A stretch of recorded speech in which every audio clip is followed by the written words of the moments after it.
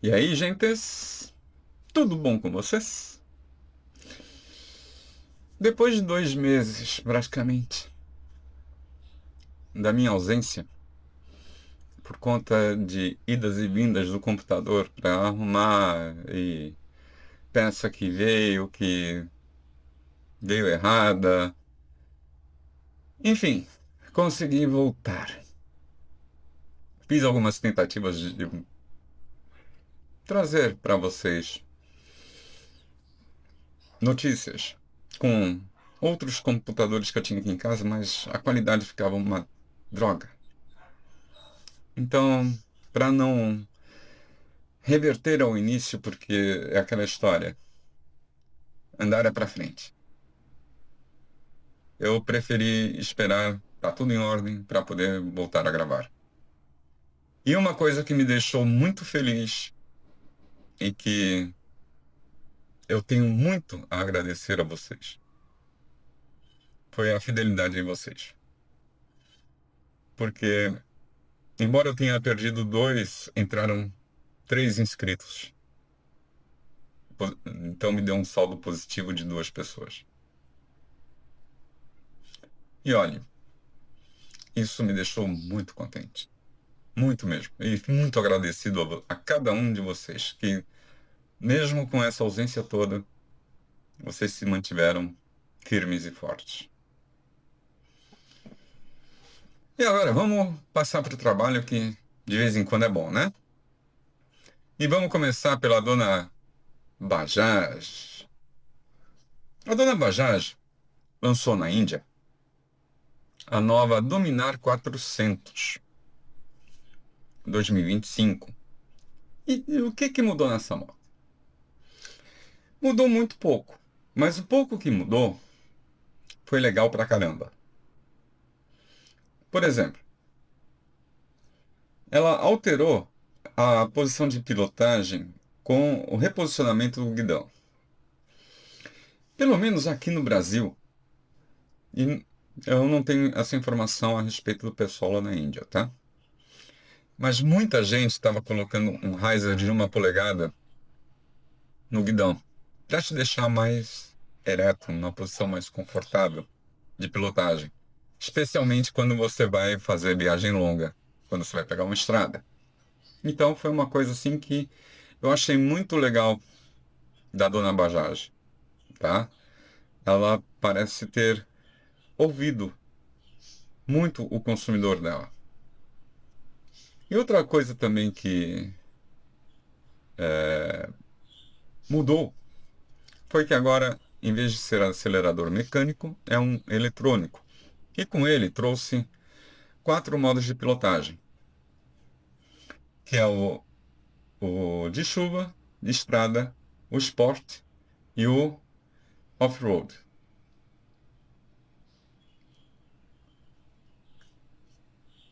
Só que esses modos de pilotagem, eles não mexem na transferência de potência do motor, mas sim no comportamento do ABS.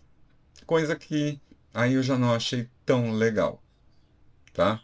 Eu acho que quando você coloca esses modos de pilotagem, logicamente o ABS deve entrar junto, mas também deve entrar junto a transferência de potência e torque nesses modos de pilotagem.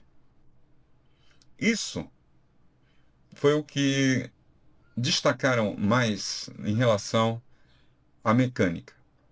Pode, pode ser que, na hora que fizerem as análises de primeiro contato, essas eles consigam ver no manual se há ou não a interferência também na transferência de torque e de potência no motor, tá? Não sei ainda, não encontrei ninguém falando nada a respeito disso. Então, por enquanto, o que tem certo é que só atua no ABS. ok? E, por último, eu achei assim que talvez tenha perdido um pouquinho do charme, tá? É o novo painel de instrumentos em LCD. É o mesmo que está na Pulsar NS400Z. É bonito? É. É funcional? É. Porque agora você espelha o teu celular no painel via Bluetooth, tá? Isso é bom? É. Mas eu achava um charme aquele segundo painelzinho no tanque. Mesmo que aquela botina não servisse para nada, tá? Mas eu achava uma coisa diferente, um pensar diferente em matéria de moto. É uma coisa insignificante? É. Vai. Esse painel atual que colocaram da NS400Z é melhor? É. Mas não podiam ter deixado aquele painelzinho bonitinho, né? Tem coisas que muitas vezes eu acho que se peca pela praticidade. Podia ser uma coisa simples, um reloginho ali naquele painel secundário, sei lá, alguma coisa, mas mantivesse. Mas isso é uma questão de gosto, tá? E nesse ponto eu sou muito soviético, porque eu acho que a beleza é secundária. O que importa é a função. E em termos de função, esse painel novo é melhor. Então, vou ter que engolir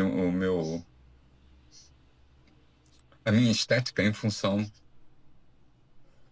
do funcionamento melhor do painel. Mas é como eu falei, acho que perdeu um pouco do charme. Mas vamos tocando em frente que atrás vem gente.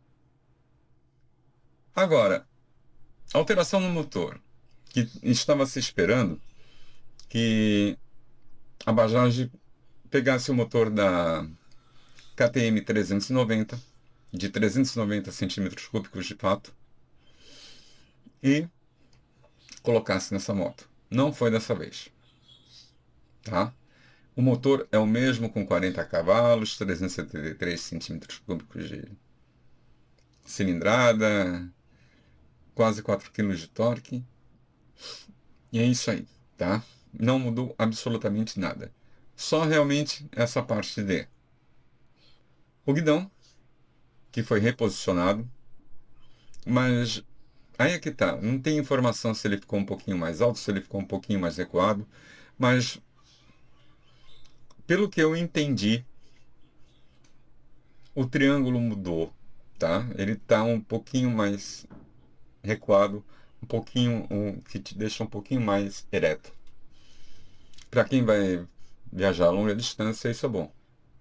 E provavelmente devem ter mexido também no posicionamento do banco, porque dependendo da maneira como o banco entra nesse triângulo de pé, bunda e mão, pode ficar desconfortável, pode faltar espuma no banco. Então tem algumas coisinhas ainda que não deu para pegar, mas eu vou procurar. E outra moto também que eles atualizaram foi a Dominar 250, que recebe através da centralina, porque o acelerador continua sendo mecânico, tá? Os quatro modos de ABS. E uma coisa que eu achei muito legal, gente, esse pigarro tá me matando. Ambas oferecem kits de malas originais de fábrica. Então a gente já não tem mais que se arriscar em comprar no paralelo. Por que que eu estou falando isso? Porque aconteceu com a Royal Enfield nas primeiras Himalaias 450, que o pessoal estava colocando protetor de motor não original. E esse protetor de motor, ele estava quebrando o quadro. Por quê? Porque como o motor fazia parte do quadro, ele é um motor estressado em termos de encaixe, em termos de como que ele faz parte da moto. Ele faz parte da moto, tá? Diferentemente dos motores que eles são colocados dentro do quadro da moto. Ele não, ele faz parte do quadro.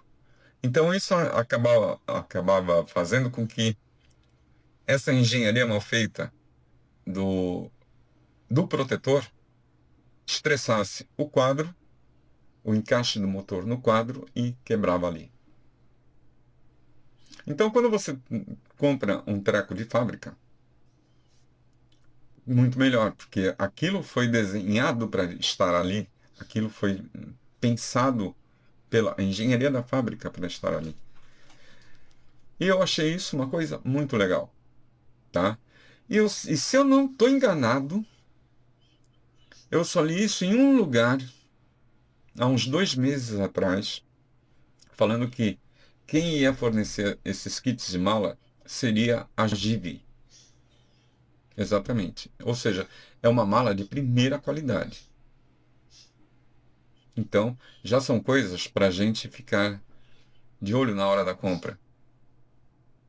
Porque muitas vezes, na hora que você compra, o cara já dá um miguezinho para você levar o kit. Então, fiquem espertos e negociem quando isso chegar aqui no Brasil. Porque, por enquanto, está lá na Índia. As reservas estão sendo liberadas, se não me engano, hoje, se não é nesta segunda-feira, dia 14, é na próxima semana, dia 21. Mas já vai ser liberadas as reservas, as entregas para o mês de agosto. Então, fiquem espertos porque na linha 26 da Bajaj aqui no Brasil já deve ter coisa boa vindo aí, tá? E agora, vamos conversar sobre a Moto Morini. A dona Moto Morini abriu a primeira loja em Santo André, São Paulo. E está trazendo de início 3 motos. A Escape 650, a Seimetsu 650 e a Calibro 700. Essas 3 motos têm um, um tem vídeo dela aqui no canal falando a respeito, tá? Inclusive, se não me engano, tem uns 2 reviews dela aí, principalmente da Escape 650. Dá uma olhada no canal, que eu sei que tem. Só que, para variar, eles entraram no esquema das concessionárias aqui no Brasil.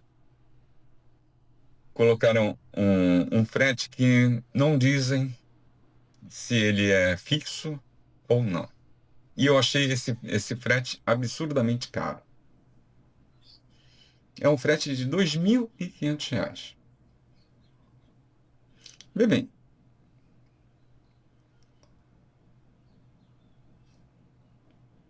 é um frete que para mim não faz sentido. Um frete de até R$ 1.000, vai, é aceitável. Na 2.500. Bom, os preços variam de 46 a 52 mil. Quando eu fiz os vídeos dessas motos, há uns 2 ou 3 meses atrás, se não me engano foi no começo do ano, o dólar e o euro estavam disparados. o que fez com que o preço que eu mencionei lá ficasse um pouco salgado.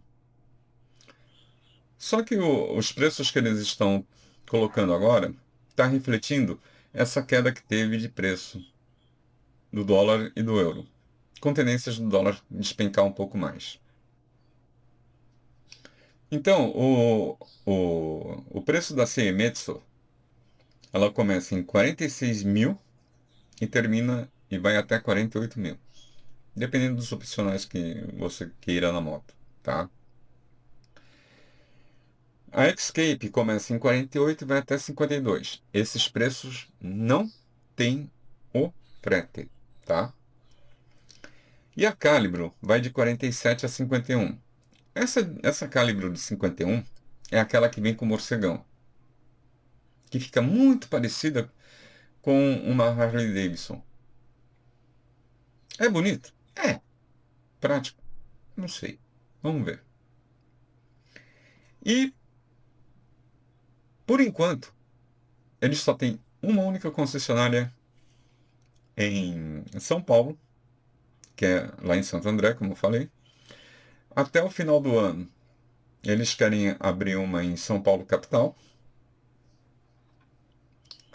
E aí vai saber quais outras e quando que vão sair as outras duas, que, se não me engano, uma era no Rio e essa eu tenho certeza, uma aqui em Recife. Mas eu entrei em contato com eles para ter uma noção de quando que vai abrir, se vai abrir aqui em Recife. Até agora eu não recebi resposta alguma. Acho que eu sou pequeno demais para ter alguma relevância. E olha, ainda tem bastante coisa para trazer para vocês. É que eu não quero deixar esse vídeo muito longo, ele já está com quase 20 minutos.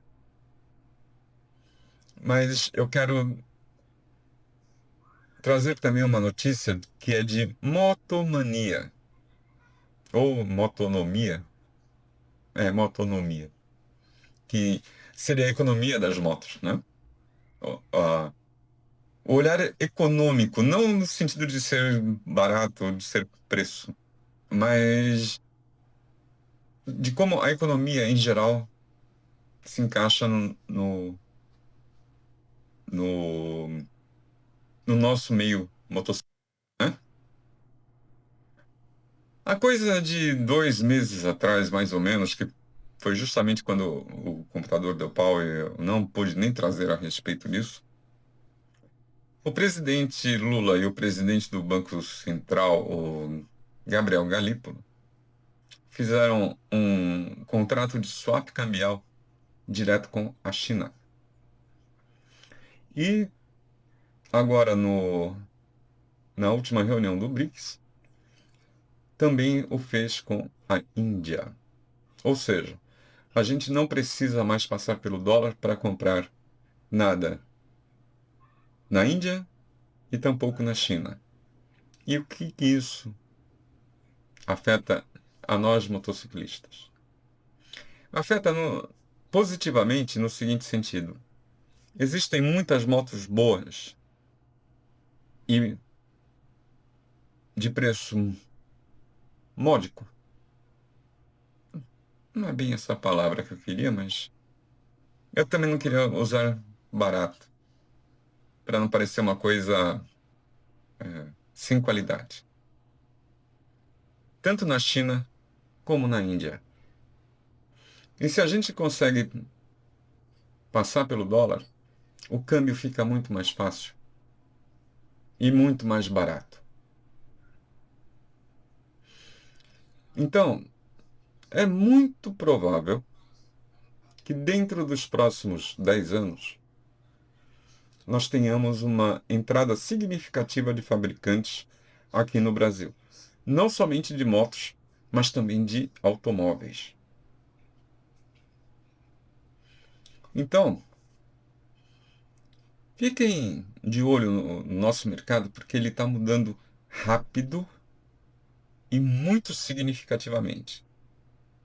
Essa semana ainda eu vou soltar uma análise de mercado do primeiro semestre de 2025 aqui no Brasil.